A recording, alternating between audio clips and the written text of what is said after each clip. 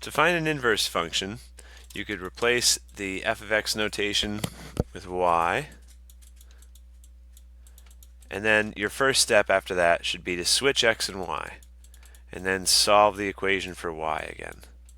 Okay, so it's an algebra exercise. You can subtract that 1 from both sides. You can divide that 2 from both sides, so you're going to have x minus 1 over 2 equals y to the third, getting closer. And then you could either raise both, it's the same thing either way. You could write it like this. I'm going to raise both sides to the 1/3 power. That way a power on top of a power multiplies to give me y to the first, right? So this is our answer, but it's important to know that this notation is the same thing as this notation, the cubed root. A cubed root means a 1/3 power. Okay, so there's our inverse. Let's see, we need to specify though, because the inverse, no, we're good with this one. Nope, okay, so that's it. That's our inverse function. They want you to verify it. There's a property of a function and its inverse. If you plug in the inverse, here, I'll make it a little small.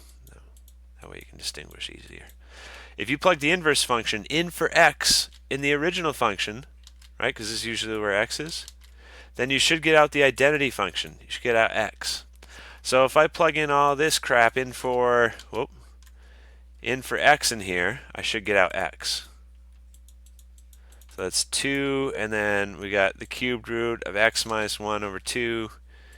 So we get cubed root of x minus 1 over 2. I plug that in for x here. I'm cubing it, then plus 1. Okay, but cubing a cube root, that's a power of 3 on top of a 1/3 power. Powers on top of powers multiply. So that makes it cancel out.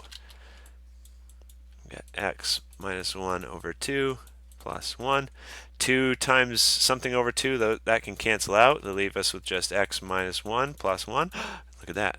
We get x. So they are inverses. We've verified it now.